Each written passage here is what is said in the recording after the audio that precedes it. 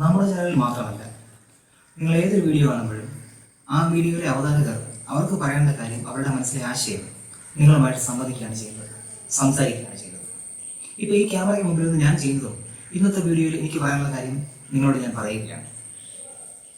ഇത് വീഡിയോ കാണുമ്പോൾ മാത്രമല്ല, നമ്മളുടെ നിത്യജീവിതത്തിലും സംഭവിക്കുന്നതാണ്.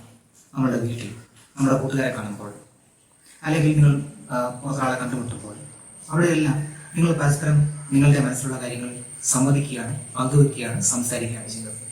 പരിണാമത്തിന്റെ ഏത് ഘട്ടത്തിലായിരിക്കും മനുഷ്യന് സംസാരിക്കാനുള്ള കഴിവ് ആർജിച്ചിട്ടുണ്ടാവുക എന്ന് എപ്പോഴെങ്കിലും ആലോചിച്ചിട്ടുണ്ടോ? സത്യത്തിൽ മനുഷ്യൻ സംസാരിക്കാനുള്ള കഴിവ് ആർജിച്ചത് പരിണാമത്തിലെ ഒരു നാഴികക്കല്ലാണ്. ഒരു വീര ഇതിഹാസമോ ചരിത്രമോ ഒക്കെ പോലെ ഓർക്കേണ്ട ഒന്നാണ്.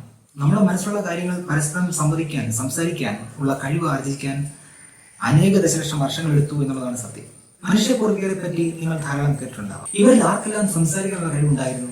സംസാരം എന്നത് ഫോസിൽ രൂപത്തിൽ ശേഖരിച്ചു വെക്കാൻ പറ്റുന്ന ഒന്നല്ലല്ലോ.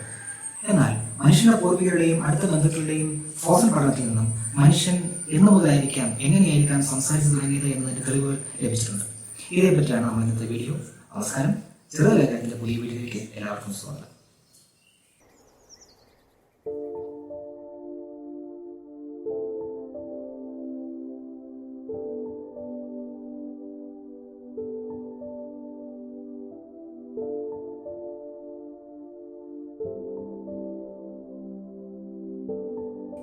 ഈ ചോദ്യത്തിന്റെ കൃത്യമായ ഉത്തരം നൽകാനും അത് മനസ്സിലാക്കാനും ആദ്യം ഭാഷയും സംസാരവും തമ്മിൽ വേർതിരിച്ചറിയേണ്ടത് അത്യാവശ്യമാണ്.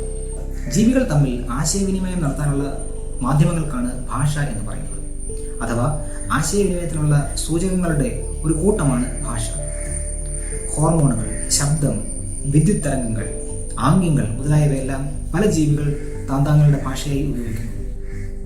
ചെന്നായിക്കൂട്ടത്തിൽ തലവനെ കാണുമ്പോൾ മറ്റു ചെന്നായ്ക്കൾ വാല് താഴ്ത്തിയിടുന്നതും യജമാനെ കാണുമ്പോൾ നായ വാലിട്ടുന്നതുമെല്ലാം അവരവരുടെ ഭാഷയെ കണക്കാക്കാം.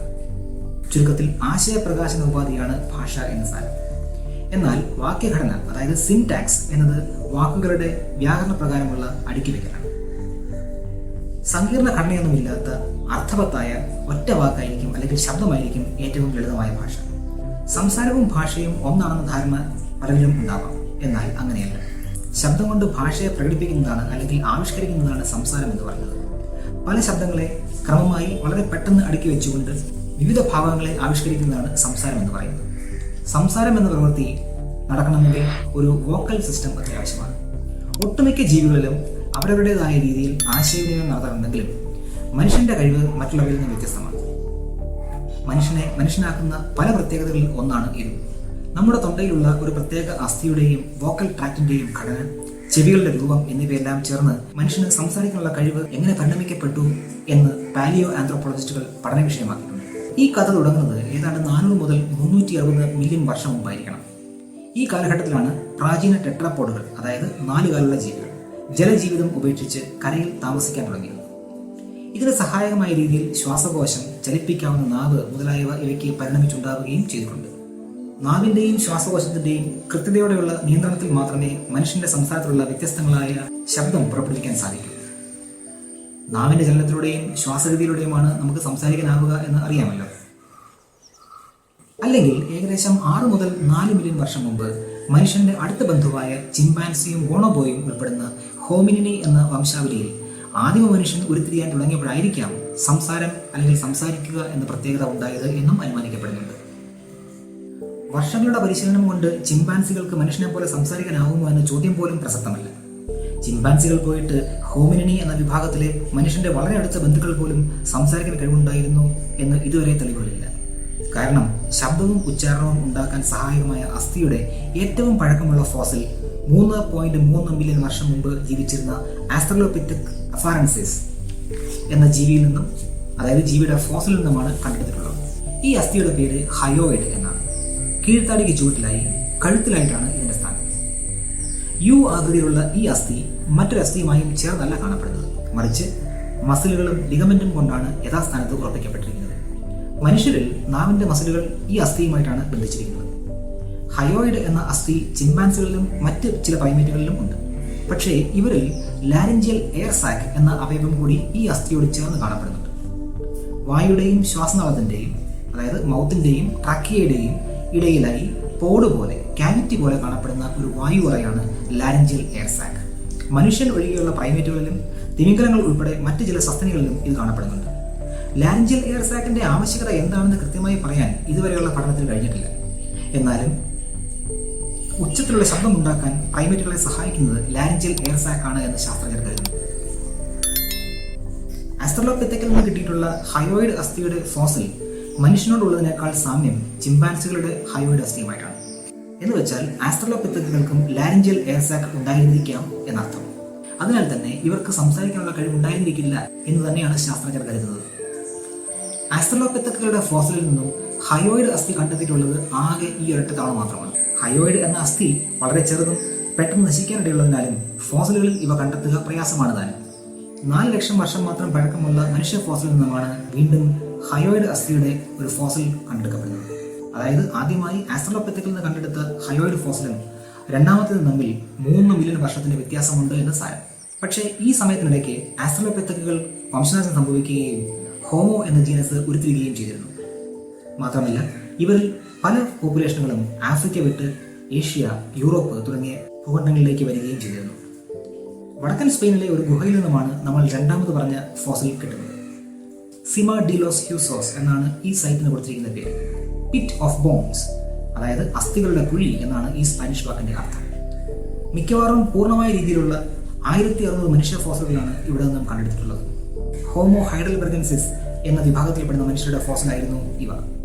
നിയാൻഡർതലുകളുടെയും ഹോമോ സേപ്പിയൻസിന്റെയും പൊതുപൂർവികരാണ് ഹോമോ ഹൈഡൽബർഗൻസിസ്. ഈ ഫോസിലിൽ നിന്ന് വീണ്ടെടുക്കപ്പെട്ട ഹയോയിഡ് അസ്ഥികൾക്ക് ആസ്ട്രലോപിത്തക്കുകളോടും ചിമ്പാൻസികളോടും ഉള്ളതിനേക്കാൾ സാമ്യം മനുഷ്യരുടെ ഹയോയിഡ് അസ്ഥിയുമായിട്ടാണ്. ഈ സ്പീഷീസുകൾക്ക് മിക്കവാറും ലാരിഞ്ചൽ എയർ സാക്ക് ഉണ്ടായിരുന്നിരിക്കില്ല എന്ന് കരുതപ്പെടുന്നു.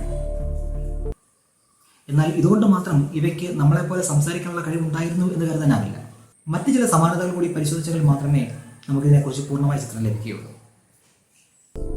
ശ്വാസനാളത്തിന് മുകളിലുള്ള ഭാഗത്തെ, അതായത് ലാരിങ്സിന്റെ മുകൾ ഭാഗത്തെ നമുക്ക് രണ്ടായിട്ട് തിരിക്കാം. വായുഭാഗം ഉൾപ്പെടുന്ന ഹൊറിസോണ്ടൽ ഭാഗവും ഫാരിങ്സ് അല്ലെങ്കിൽ ശ്വാസനാളം ഉൾപ്പെടുന്ന വെർട്ടിക്കൽ ഭാഗവും. പൂർണ്ണ വളർച്ചയെത്തിയ മനുഷ്യരിൽ ഈ രണ്ട് ഭാഗങ്ങൾക്കും തുല്യ നീളമാണുള്ളത്. ഈ പ്രത്യേകത കൊണ്ടാണ് മനുഷ്യന് എ, ഐ, യു എന്നീ സ്വരാക്ഷരങ്ങൾ അല്ലെങ്കിൽ സ്വരശബ്ദങ്ങൾ ഉണ്ടാക്കാൻ സാധിക്കുന്നത് എന്ന് കണ്ടെത്തിയിട്ടുണ്ട്. ഇവ മൂന്നും വ്യത്യസ്ത ശബ്ദമായിരിക്കാൻ കാരണവും ഈ പ്രത്യേകത തന്നെയാണ്. മനുഷ്യർ ഉപയോഗിക്കുന്ന ഏത് ഭാഷയിലും ഈ 3 സ്വരാക്ഷരങ്ങളെങ്കിലും ഉണ്ടാകുമെന്നതും ശ്രദ്ധേയമാണ്. മനുഷ്യ കുഞ്ഞുങ്ങളിൽ വെർട്ടിക്കൽ ഭാഗം ഹൊറിസോണ്ടൽ ഭാഗത്തേക്കാൾ ചെറുതാണ്. അതുകൊണ്ട് തന്നെ ഈ ശബ്ദം കൃത്യമായി പുറപ്പെടുവിക്കാൻ കൊച്ചു കുഞ്ഞുങ്ങൾക്ക് സാധിക്കാറില്ല. ചിമ്പാൻസികൾക്കും മറ്റ് പ്രൈമറ്റുകൾക്കും ഇത് തന്നെയാണ് അവസ്ഥ. നിയാൻഡർതലുകളിലും ഇങ്ങനെ തന്നെയായിരുന്നു എന്നാണ് ശാസ്ത്രജ്ഞർ ആദ്യം കരുതിയിരുന്നത്. എന്നാൽ സ്പെയിനിൽ നിന്നും വീണ്ടെടുക്കപ്പെട്ട പൂർണ്ണ അസ്ഥികൂടങ്ങൾ പഠിച്ചതിൽ നിന്നും മനസ്സിലായത് ഇവരുടെ സ്വരനാളിയിലെ വെർട്ടിക്കൽ ഭാഗം ഹൊറിസോണ്ടൽ ഭാഗത്തേക്കാൾ അല്പം മാത്രമേ നീള വ്യത്യാസം ഉണ്ടായിരുന്നുള്ളൂ എന്നാണ്. ഇതാകട്ടെ 10 വയസ്സായ മനുഷ്യ കുഞ്ഞുങ്ങളുടെ സമാനവും. 10 വയസ്സായ മനുഷ്യ കുഞ്ഞുങ്ങൾക്ക് സ്വരാക്ഷരം പുറപ്പെടുവിക്കാൻ സാധിക്കുമല്ലോ. എന്ന് വെച്ചാൽ ഏതാണ്ട് 5 ലക്ഷം വർഷം മുമ്പ് ജീവിച്ചിരുന്ന ഹോമിനിഡുകൾക്കും ഇത്തരം ശബ്ദങ്ങൾ ഉണ്ടാക്കാൻ കഴിഞ്ഞിരുന്നു എന്നാണ് അർത്ഥം. നിയാൻഡർതാൽ മനുഷ്യരുടെ തലയോട്ടിയിലുള്ള പഠനത്തിലും സമാന റിസൾട്ട് തന്നെയാണ് കിട്ടിയിട്ടുള്ളത്. മനുഷ്യഭാഷയിലെ മിക്ക ശബ്ദങ്ങളും പുറപ്പെടുവിക്കാൻ ഇവർക്ക് കഴിഞ്ഞിരിക്കാം എന്നാണ് ശാസ്ത്രജ്ഞർ അനുമാനിക്കുന്നത്. സ്പെയിനിൽ നിന്ന് ലഭിച്ച 43,000 വർഷം മാത്രം പഴക്കമുള്ള ഹയോയിഡ് അസ്ഥിയും ഇസ്രായേലിലെ കെമ്പാര ഗുഹയിൽ നിന്ന് കിട്ടിയ 63,000 വർഷം പഴക്കമുള്ള ഹയോയിഡ് അസ്ഥിയും CT സ്കാനിന് വിധേയമാക്കിയിട്ടുണ്ട്. മനുഷ്യന്റെ ഹയോയിഡ് അസ്ഥിയുടെ അതേ ഘടന തന്നെയാണ് CT സ്കാൻ റിപ്പോർട്ടിൽ മറ്റു 2 പേർക്കും കണ്ടെത്തിയിട്ടുള്ളത്. ഇതും നിയാൻഡർതലുകൾക്ക് മനുഷ്യ സംസാര ശബ്ദം ഉണ്ടാക്കാനുള്ള കഴിവുണ്ടായിരുന്നു എന്നാണ് കാണിക്കുന്നത്. നിയാൻഡർതലുകൾക്ക് മനുഷ്യരെ പോലെ സംസാരിക്കാൻ കഴിവുണ്ടായിരുന്നു എന്നതിന് തെളിവ് തരുന്ന ജനിതകപരമായ ഒരു സമാനത കൂടിയുണ്ട് എന്ന് ബോസ്റ്റൺ യൂണിവേഴ്സിറ്റിയിലെ ന്യൂറോ സയന്റിസ്റ്റ് ആൻഡ്രി വൈഷെൽസ്കി പറയുന്നു. മനുഷ്യരിൽ കാണപ്പെടുന്ന FOXP2 എന്ന ജീൻ വായിലും മുഖത്തുമുള്ള പേശികളുടെ ചലനവുമായി ബന്ധപ്പെട്ടിരിക്കുന്നു. സംസാര ശബ്ദം പുറപ്പെടുവിക്കാൻ സഹായിക്കുന്ന മസിലുകളാണ് ഇവ. ഈ ജീൻ ഉൽപ്പാദിപ്പിക്കുന്ന ഫോർക്ക് ഹെഡ് ബോക്സ് P2 എന്ന പ്രോട്ടീൻ സംസാരശേഷിയുടെയും ഭാഷ ഉപയോഗിക്കുന്നതിന്റെ സ്വാഭാവിക വികസനത്തിനും അത്യാവശ്യമാണ് എന്ന് കണ്ടെത്തിയിട്ടുണ്ട്. ഈ ജീനിൽ ഉണ്ടാകുന്ന എന്തെങ്കിലും വൈകല്യങ്ങൾ മനുഷ്യന്റെ സംസാരശേഷിയെ ബാധിക്കുന്നതായി കണ്ടെത്തിയിട്ടുണ്ട്. FOXP2 എന്ന ജീനിൽ കാണപ്പെടുന്ന 2 മ്യൂട്ടേഷനുകൾ നിയാൻഡർതലുകളിലും മനുഷ്യരിലും സമാനമായിട്ടാണ് കാണപ്പെടുന്നത്. അതിനർത്ഥം FOXP2 എന്ന ജീൻ മനുഷ്യരിൽ ചെയ്തിരുന്ന അതേ ധർമ്മം തന്നെയാണ് നിയാൻഡർതലുകളിലും ഉണ്ടായിരുന്നത് എന്നാണ്. മനുഷ്യന്റെ ഹയോയിഡ് അസ്ഥിയുടെ പ്രത്യേകത കൊണ്ടാണ് നമ്മൾ നേരത്തെ പറഞ്ഞ സ്വരാക്ഷരങ്ങൾ അല്ലെങ്കിൽ സ്വരശബ്ദങ്ങൾ ഉണ്ടാക്കുന്നതിന് പുറമെ കോൺസണൻസ്, അതായത് വ്യഞ്ജന ശബ്ദങ്ങൾ, വ്യഞ്ജനാക്ഷരങ്ങൾ പുറപ്പെടുവിക്കാൻ മനുഷ്യനെ സഹായിക്കുന്നത്.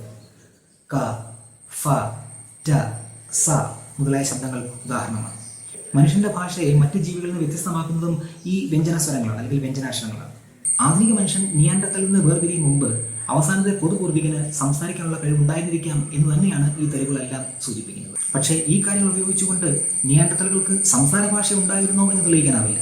കാരണം നേരത്തെ പറഞ്ഞതുപോലെ സംസാരം എന്നത് ഫോസിലായി ശേഖരിക്കപ്പെടാൻ പറ്റുന്നതല്ലോ. പക്ഷേ നിയാൻഡർത്തലുകൾക്ക് മനുഷ്യരെ പോലെ സംസാര ശബ്ദം പുറപ്പെടുവിക്കാനുള്ള കഴിവുണ്ടായിരുന്നു എന്നതിന് ശരീരഘടനാശാസ്ത്രപരമായ തെളിവുകളുണ്ട് താനും. മാത്രമല്ല, നിയാൻഡർത്തലുകൾ തങ്ങളുടെ കൂട്ടത്തിലുള്ള മുറിവേറ്റവരെ സഹായിക്കുക അല്ലെങ്കിൽ പരിചരിക്കുക, ആഭരണങ്ങൾ ധരിക്കുക തുടങ്ങി മനുഷ്യന്റെ സ്വഭാവങ്ങൾ പലതും കാണിക്കുന്നുമുണ്ട്. എങ്കിൽ അവരും നിശ്ചയമായും നമ്മളെപ്പോലെ സംസാരിക്കാനോ അല്ലെങ്കിൽ കഥകൾ പറയാനോ ശേഷിയുള്ളവർ ആയിരിക്കണം. മറ്റൊരു വിഷയമായിട്ട് അടുത്ത വീഡിയോയിൽ നമുക്ക് കാണാം.